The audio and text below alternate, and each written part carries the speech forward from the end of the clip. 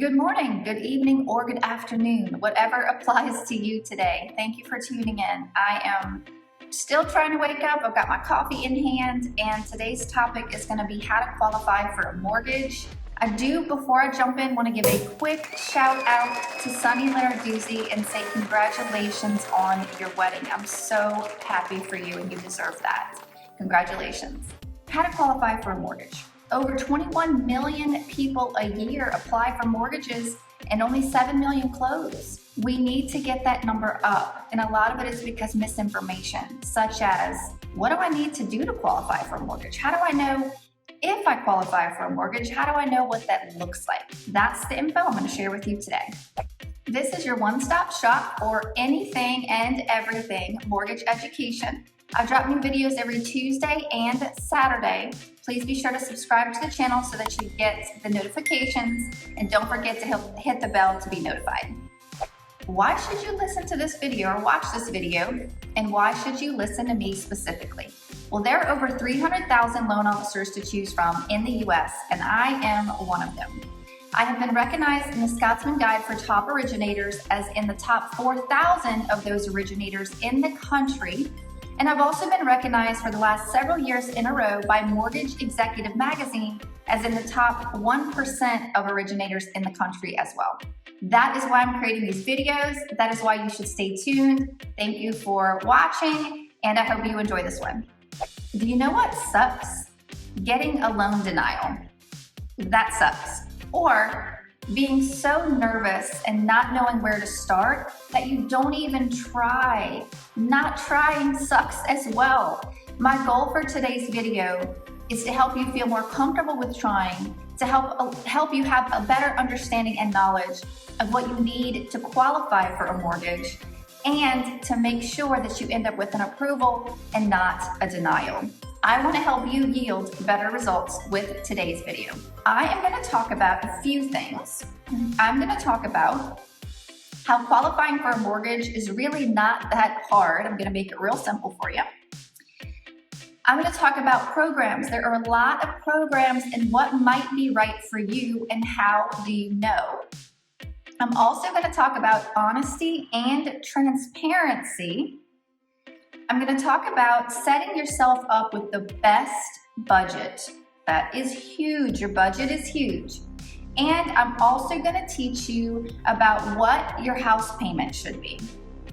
If those 5 topics sound wonderful to you, then you are in the right place for today. So we're going to dive right in. Give you a little quick heads up or teaser. I always put free stuff in the bottom and I ask for comments. So please do comment at the end if you enjoy this video. I'd love to hear your replies. I love hearing from all of you. And my teaser is coming soon. I've actually created a step-by-step, question-by-question video of how to complete your loan application. I know of nothing else like this out there. I am so excited about it, and I hope you are too. And I'll be dropping links to that kind of stuff soon and how to access that in upcoming videos. That's my little teaser. So we really will jump in this time.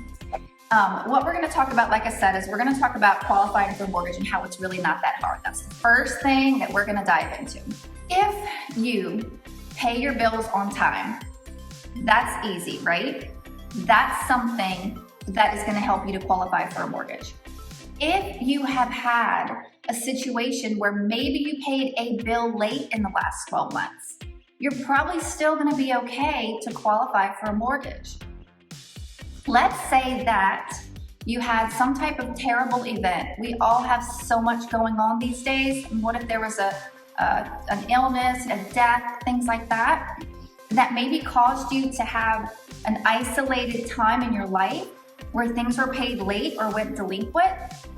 But since then, you've cleaned it up and you've rebuilt your credit and years have passed since that event, then you're probably still going to be okay to qualify for a mortgage. I actually had someone the other day that was so nervous about applying because of a bankruptcy. But the bankruptcy was 7 years ago. It's a really long time. Some programs only require 2 years out of bankruptcy. So you might still be able to qualify for a mortgage if that's your situation. So if you pay your bills on time, right? Do you have credit history? If I am your school teacher and I'm trying to issue you a grade, I am gonna look at things like quizzes and exams and homework, right? Well, your credit history is kind of like that when it comes to grading. Do you have installment loans? Do you have credit card or revolving accounts? Do you have mortgages? How have you paid them? How long have you had those things? If you have some type of credit history established, you can probably qualify for a mortgage. And I don't mean 100 years of that. I've got people that are just out of college that have had a couple credit cards, they've paid everything on time, and they have enough credit history. There are some loan programs that require specific, maybe 2 years history, things like that, but not all programs. So if you've got a little bit of credit history, you might qualify for a mortgage. If you have steady income could be your self-employment. It could be commission that's steady. It could be day rate that's steady. It could be that you work offshore and that's steady income. It could be salary. It could be that you work full-time at so much per hour. It could be that you work part-time and you have a history of working part-time. And so we can take an average of how much money you make for you specifically, looking at your history, then you can probably qualify for a mortgage. You don't have to be on your exact same job for over 2 years. You might not even have to be in the work field for 2 years. You might still qualify for a mortgage. Maybe you pay rent. Maybe your rent is $800 a month and now your mortgage might be $1,000. You might qualify for that mortgage. Or sometimes your rent might have been $1,000 and now your proposed house payment might be $800. You might qualify for that mortgage. Or what if you don't even pay rent? You still might qualify for the mortgage. Those are all things that people ask about a lot and they're really concerned about them. So I hope that helps, and let's dive into number 2. Number 2, there are lots of programs available for mortgages, and the internet is a sea, well, I should probably say an ocean of information. How do you know what's right for you? There are conventional loans, FHA loans, VA, USDA, RD loans. There might be grants that you qualify for. Sometimes there's special programs in special areas that you qualify for. To know what program is going to be best for you, I think that you should know what your goals are. If your goal is to buy a house that's $200,000, to have a payment that's $1,400 a month, and to come up with $5,000 or less out of pocket, you're probably looking for something first-time home buyer and low down payment. What if maybe you're buying a second house and, second home, like you sold the other one, not like a second residence, but you are buying your second home and you have 20% down. You're probably gonna be a conventional candidate. So the best way to work closely with your loan officer so they can advise you for the best program is to know what your goals are. Know how much you wanna spend per month, know how much money you want to come up with, and have an idea of what sales price that you would love to hit. Number 3, honesty and transparency. I cannot tell you the number of times that loans have been denied because the borrower was not honest completely and not completely transparent. I kind of tease people and say that to get a loan, we are almost like your doctor doing your blood work. If you have been eating bad and you say that your cholesterol is probably going to be fine, guess what? We're going to find out in the blood work, meaning we're going to find out through all the auditing. So if in your mind you are getting a mortgage and you ever think, should my loan officer, should I say, should I do, should I give? Those ever come to mind, the answer is always yes. We are like your therapist. We're going to advise you the best we can to get you the best result. So we can tell you, thank you for telling us that it's not going to make a difference. I say this probably twice a week. Oh my God, thank you so much for bringing that up because it's huge. It's huge. It makes a great difference. And I'm so glad that you brought that up because it wasn't listed on the loan application. Honesty and transparency is absolutely insanely crucial. Another quick little thing that seems odd, but it happens so much, is as simple as your home address. You know how many people apply with a home address, which is not actually where they live? They're like, oh, well, I have my parents' address for years and my mail's registered there and as I'm going through the application and I'm updating and correcting things, and in my comments and concerns and just that communication, find out they're actually renting somewhere and they're paying rent and it's a totally different address. That's huge. If we pulled your credit report with the wrong address, we might have a credit report we can't use. Honesty and transparency. That is tip number 3.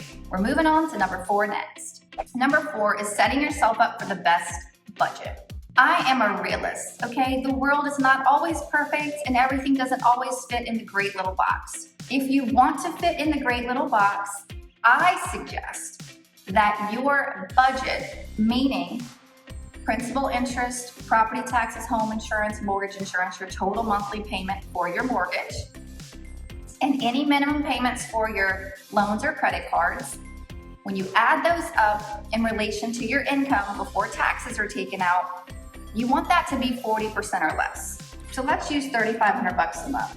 That's $1,400. That should be the house note and the car note and whatever else goes into that.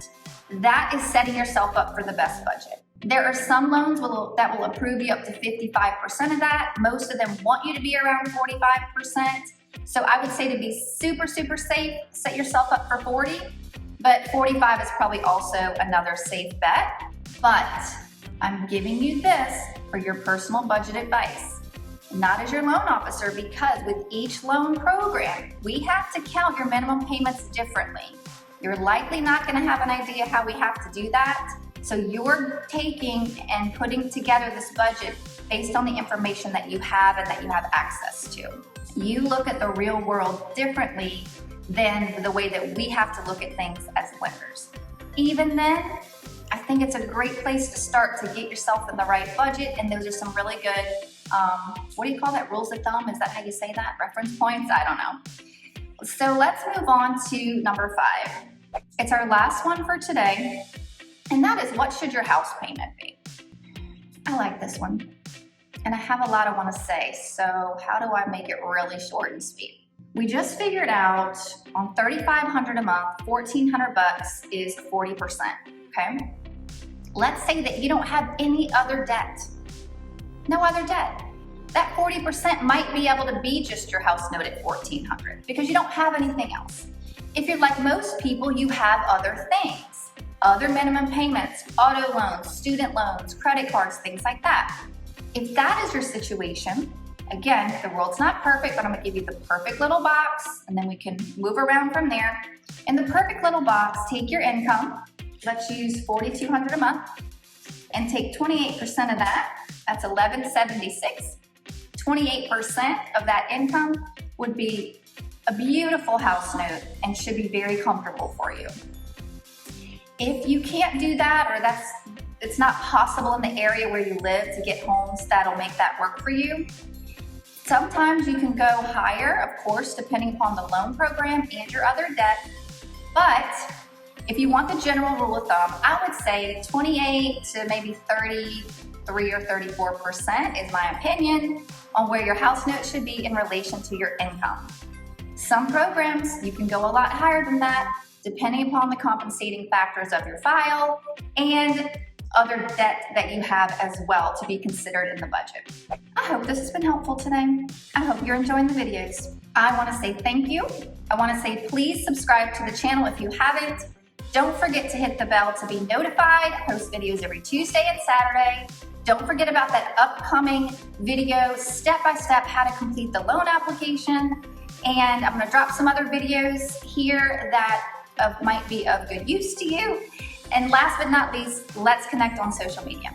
Direct message me. I love talking with you. I made a great new friend these last couple weeks, and we've been messaging back and forth a lot. I've been answering her questions and giving her guidance. My website is stephanieweeks.com, and my Insta is _the real Stephanie Weeks. Peace out, guys.